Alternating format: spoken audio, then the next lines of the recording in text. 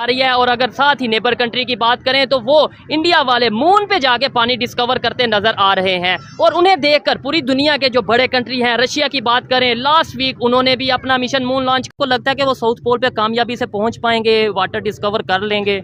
Sir देखें, वो जिस स्पीड से अपनी टेक्नोलॉजी को और अपने रिसोर्सेज को उसके ऊपर प्रोजेक्ट कर रहे हैं तो definitely they will discover something. चाहे पानी ना डिस्कवर कर सके लेकिन कुछ ना कुछ तो डिस्कवर तो कर ही लेंगे। मेहनत कभी जाया नहीं जाती है। बिल्कुल ऐसे ही। लेकिन इसरो ने ये कहा है कि 15 अगस्त को हमारा चंद्रयान 3 इतिहास रचेगा। उन्होंने ये कहा है कि 23 अगस्त तो आप भूल ही जाओ, 15 अगस्त को हम आपको इतिहास रच के दिखाएंगे। तो इससे यह साबित हो गया है कि अगर मान लीजिए लूना 25 23 अगस्त, 21 अगस्त या 17 अगस्त, इन तीनों में से हैं, लेकिन ये अचानक भगदड़ क्यों मची है? क्या वास्तव में इसरो ने दुनिया से कुछ छुपा लिया है जिसकी खुफिया भनक लगते ही दुनिया के अंदर भारत दुनिया के उन चंद देशों में शामिल हो जाएगा जो चंद्रमा तक पहुंचने का दम रखते हैं। हालांकि अब भारत को इस क्षेत्र में अपने पुराने दोस्त रूस से सीधी चुनौती का सामना करना।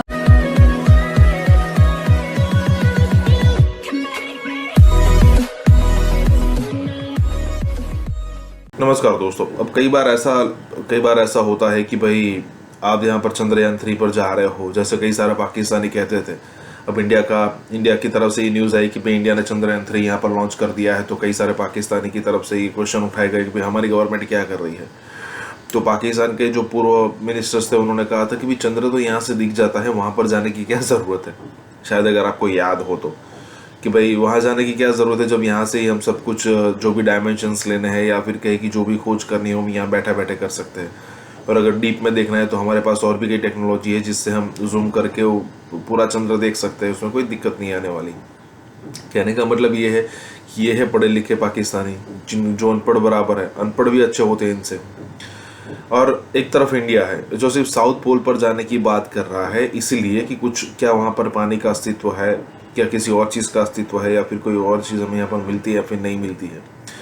तो यहाँ पर यही बात हो रही है। इसी के साथ ये वीडियो शुरू करते हैं। आ रही है। और अगर साथ ही नेबर कंट्री की बात करें तो वो इंडिया वाले मून पे जाके पानी डिस्कवर करते नजर आ रहे हैं और उन्हें देखकर पूरी दुनिया के जो बड़े कंट्री हैं, रशिया की बात करें, लास्ट वीक उन्होंने भी अपना सर देखें, वो जिस स्पीड से अपनी टेक्नोलॉजी को और अपने रिसोर्सेज को उसके ऊपर प्रोजेक्ट कर रहे हैं तो definitely they will discover something. चाहे पानी ना डिस्कवर कर सके लेकिन कुछ ना कुछ तो डिस्कवर तो कर ही लेंगे। मेहनत कभी जाया नहीं जाती है। वो चाहे किसी मुसलमान की हो या किसी काफिर की हो, अल्लाह किसी की मेहनत जाया नहीं करता। इंसान जो भी करता है उसका फल मिलता है। ये तो अल्लाह कुरान में कहता है ना, इंसान के लिए वही कुछ है जिसके लिए वो कोशिश करता है। जबरदस्त ऐसे ही है। अब देखिए उन मुल्कों की वहाँ पहुँचने की सबसे पहली अब बेसिक रीजंस पे है ना, हमने बहुत बड़े बड़े मसले को पे चले जाते हैं, हम बेसिक पे नहीं आते। देखिए बेसिक चीजें आपकी ह्यूमन डेवलपमेंट इंडेक्स, जबरदस्त। अब पाकिस्तान उस पर कहीं -1 2 3 पे लैग कर रहा है। ऐसे ही है। वो उनका ह्यूमन डेवलपमेंट इंडेक्स +1 2 पे है।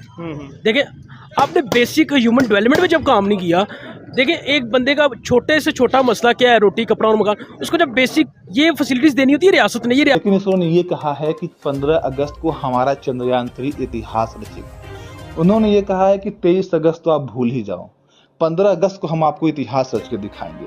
तो इससे यह साबित हो गया है कि अगर मान लीजिए लूना 25 23 अगस्त, 21 अगस्त या 17 अगस्त, इन तीनों में से किसी भी डेट पर उतरे हमसे कोई फर्क नहीं पड़ता, क्योंकि हमारा चंद्रयान 3 तो 15 अगस्त को ही इतिहास रच चुका होगा।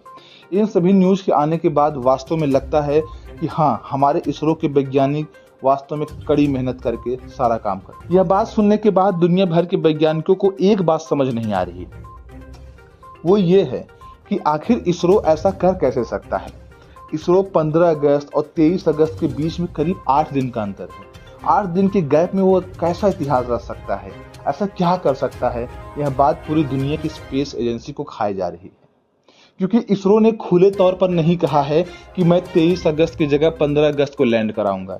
ये खुले तौर पर पानी दूर अंतरिक्ष किसी भी मिशन के लिए बहुत ज्यादा काम आने वाला है। पानी से हाइड्रोजन और ऑक्सीजन को अलग करके रॉकेट फ्यूल बनाया जाएगा ताकि मंगल पर इंसानों को भेजने के लिए चांद पर लॉन्चिंग पैड बनाया जा सके। दोस्तों तब धरती से रॉकेट पहले चांद पर जाएंगे और वहां से ये अंतरिक्ष के बाकी ग्रहों पर जाने वाले हैं, जहां पर इसमें फ्यूल भरा जाएगा।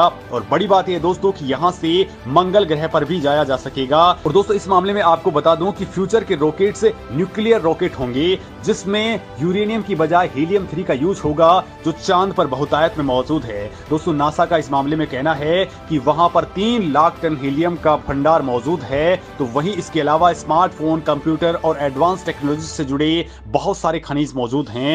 लिहाजा सब जल्दी से जल्दी वहां जाना चाहते हैं और वहां खनन करना चाहते हैं। बड़ी बात तो ये दोस्तों कि भारत ने दुनिया को बताया है कि बैटरियों में इस्तेमाल होने वाला सोडियम भी वहां पर मौजूद है। यानी अगर वहां पानी मिल गया, बर्फ मिल गई, सोडियम मिल गया, ऑर्गन 40 गैस मिल चुकी है, साथ ही वहां प्लाज्मा डेंसिटी की खोज भी भारत कर चुका है।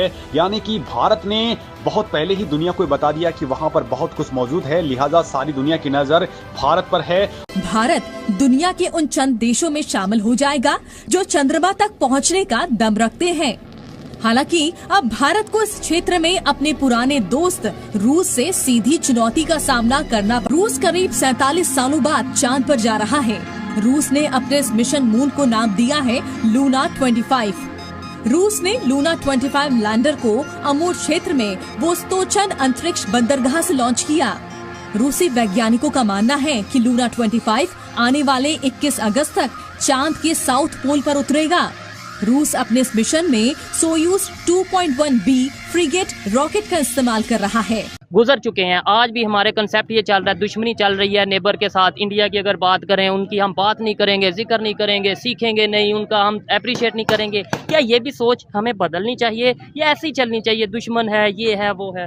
देखिए अब इस वक्त ना विन लूज सिचुएशन नहीं है, इस वक्त विन विन स्ट्रेटजी है।